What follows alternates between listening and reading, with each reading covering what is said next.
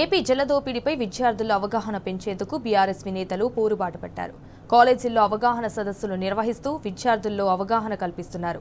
యాదాద్రి జిల్లా మోత్కూరులోని వివిధ కాలేజీల్లోని అవగాహన సదస్సు నిర్వహించారు. అయితే బనకచెర్ల నిర్మిస్తే తెలంగాణకు జరిగే నష్టాలను సవివరంగా వివరించారు. ఈ కార్యక్రమంలో బీఆర్ఎస్పీ ఉమ్మడి నల్లగొండ జిల్లా అధ్యక్షుడు శోభన్ బాబు, బీఆర్ఎస్పీ యాదాద్రి జిల్లా అధ్యక్షులు ప్రవీణ్ రెడ్డి, బీఆర్ఎస్పీ నేతలు పాల్గొన్నారు.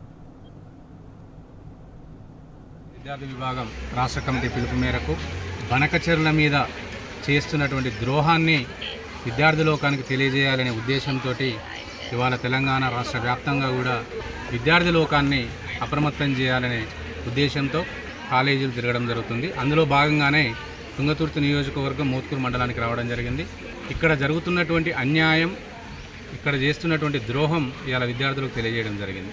ఈ ప్రభుత్వం ఏర్పడిన తర్వాత ఈ రోజు వరకు కూడా ఏ ఒక్కరోజు తెలంగాణ సమస్యల మీద కానీ, తెలంగాణ ప్రజల యొక్క బాగోగుల గురించి కానీ, తెలంగాణ రైతుల యొక్క అవసరాల గురించి కానీ ఈ ప్రభుత్వం ఏనాడు కూడా ఆలోచన చేయలేదు. ఆ ఆలోచన చేయాలనే ఉద్దేశం కూడా వారికి లేదు.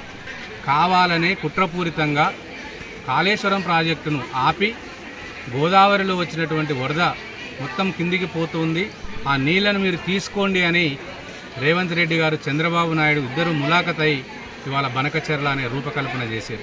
కేంద్రం పిలిస్తే నేను వెళ్ళను, బనకచెర్ల అనేది కనుక అందులో ఉంటే అని చెప్పి వీరాలు పలికినటువంటి ఈ ముఖ్యమంత్రి ఇవాళ మొదటి అంశమే 4 అంశాలు ఉంటే మొదటి అంశమే బనకచెర్ల అందులో ఉంటే మళ్ళీ ఆ మీటింగ్ అయిపోయి బయటకు వచ్చిన తర్వాత కూడా మళ్ళీ అబద్ధాలే చెప్పాడు. అందులో అసలు ఆ ఇష్యూనే లేదు. ఆ ఇష్యూ లేనప్పుడు దాని గురించి ఎందుకు మాట్లాడాలి అని మాట్లాడాను.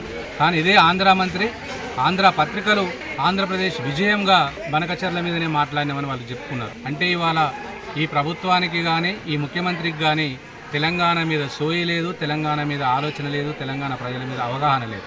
ఈ రోజు వరకు ఆయన గవర్నమెంట్ వచ్చిన తర్వాత కానీ, ఆయన కాంగ్రెస్ పార్టీ అధ్యక్షుడిగా ఉన్నప్పుడు కానీ ఏ ఒక్క రోజు కూడా జై తెలంగాణ ఆయన నోటి నుంచి రాలేదు.